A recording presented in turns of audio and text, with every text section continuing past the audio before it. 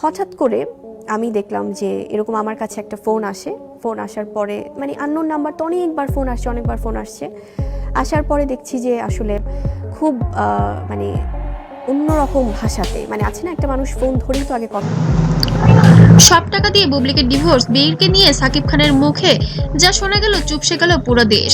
বন্ধুরা, আজকের ভিডিওটা শুরু করছি এমন একটি খবর দিয়ে যেটা শুনে আপনারা নিজেরাই বিশ্বাস করতে পারবেন না। এই মাত্র সব আইনি প্রক্রিয়া শেষ, কোটি টাকার লেনদেন, আর তারপর হলো একটি ডিভোর্স। হ্যাঁ বন্ধুরা, বুবলি ও সাকিবের সব শেষ, কিন্তু সবচেয়ে ভয়ঙ্কর বিষয়টাই আসছে এখনো। সন্তান বীরকে নিয়ে সাকিব খানের মুখ থেকে বের হওয়া একটি কথা শুনে উপস্থিত সবাই একদম চুপ। আর কি হয়েছে, লেটস হ্যাভ আ লুক। ওনার আসলে সমস্যা আছে, ওনার চিকিৎসা করা দরকার। বুবলির তরফ থেকেও এক ধরনের একটি কথা শুনতে পেলাম যে কেন স্ত্রী বলা হলো, বা এই ধরনের একটা নিউজ আমরা মিডিয়াতে দেখলাম, কি বলবেন? কি বলেছে, কেন স্ত্রী বলা হ্যাঁ, হলো? কেন স্ত্রী বলা হলো? তাহলে এই উত্তরটা উনি উঠে যায়। শেষ পর্যন্ত না দেখলে আসল কথাটি মিস করবেন। আজ সকাল থেকে সোশ্যাল মিডিয়ায় যেন আগুন। ফেসবুক, ইউটিউব, হোয়াটসঅ্যাপ গ্রুপ, সব জায়গায় একটাই লাইন, সাকিব খান ডিভোর্স দিয়েছে। প্রথমে সবাই ভেবেছিল এটা আরেকটা গুজব, কিন্তু হঠাৎ করেই ঘনিষ্ঠ আইনি সূত্র থেকে বেরিয়ে আসে ভয়ঙ্কর তথ্য।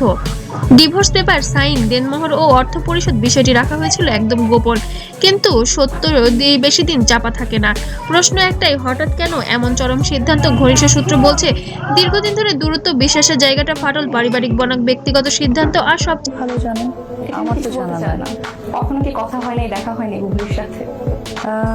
আসলে ওই নামটাই বলতে চাই না সিরিয়াসলি, মানে ঈদের এত সুন্দর মুহূর্তকে সবচেয়ে বড় বিষয় বীরের ভবিষ্যৎ। এক পর্যায়ে সাকিব খান নাকি বলেন, আমি আর পারছি না, বিষয়টা এখানেই শেষ করে দেওয়া দরকার।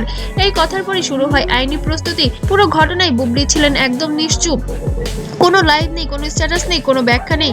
কিন্তু ঘনিষ্ঠ একজনের ভাষায় তিনি বারবার শুধু একটা কথাই বলেছিলেন, আমার বীর আমার বাচ্চাটার কি করবে। এই একটা লাইনেই বোঝা যায় পরিস্থিতি কতটা ভয়াবহ। বীরকে নিয়ে সাকিবের বিস্ফোরক কথা। এবার আসি সবচেয়ে ভয়ঙ্কর অংশে, ডিভোর্সের পরে একটি ঘনিষ্ঠ বৈঠক। বীরকে নিয়ে সাকিব খান যা বলেন, বীর কথা বলে আপনাকে আগে জিজ্ঞেস করবে ভাইয়া যে কি হয়েছে বা কি ব্যাপার, কিন্তু ফোন করেই আপনাকে হচ্ছে যে খুব ডিফারেন্ট ওয়েতে আপনাকে নানান ধরনের কথা বলছে। Male or female? Female definitely, এবং সেটা কে ছিলেন এটা আসলে সবাই জানে, এটা পরবর্তীতে এসেছে। আমার নাম বহন করবে, ওর ভবিষ্যৎ নিয়ে কোনো আপোষ হবে না। এই কথা শোনার পর পুরো রুম যেন নিস্তব্ধ। তিনি আরো বলেন, ওর পড়াশোনা, জীবন, নিরাপত্তা আর সব দায়িত্ব এখন আমার। এই বক্তব্যে কেউ কিছু বলার সাহস পায়নি। এখন খবর ছড়ানোর পর আশ্চর্যজনকভাবে সবিজে নিরাপত্তা, কেউ পোস্ট দিচ্ছে না, কেউ মন্তব্য করছে না। একজন সিনিয়র তারকা মন্তব্য করেছেন, এটা গসিপ না, এটা একটা শিশুর ভবিষ্যৎ। এই এক কথার পর সব মুখ বন্ধ হয়ে গিয়েছে। ভক্তরা দুই ভাগে বিভক্ত হয়ে গিয়েছেন। একদল বলছেন সাকিব খান সঠিক সিদ্ধান্ত নিয়েছেন বাবা হিসেবে, আরেক দল বলছে এভাবে সব শেষ করা ঠিক হয়নি। কমেন্ট সেকশনে এখন রীতিমতো যুদ্ধক্ষেত্র। সবচেয়ে বড় প্রশ্ন হলো, সব শেষ নাকি নতুন করে কোনো ঝড় আসছে? এটা কি একদম শেষ, নাকি সামনে বড় কোনো বিস্ফোরণ? ঘনিষ্ঠ সূত্র বলছে আইনিভাবে সিদ্ধান্ত চূড়ান্ত, কিন্তু আবেগের গল্প এখানেই শেষ নয়। বন্ধুরা, আজ সাকিব খান শুধু সুপারস্টার নন, তিনি একজন বাবা। আর এই পুরো ঘটনার সবচেয়ে নীরব নাম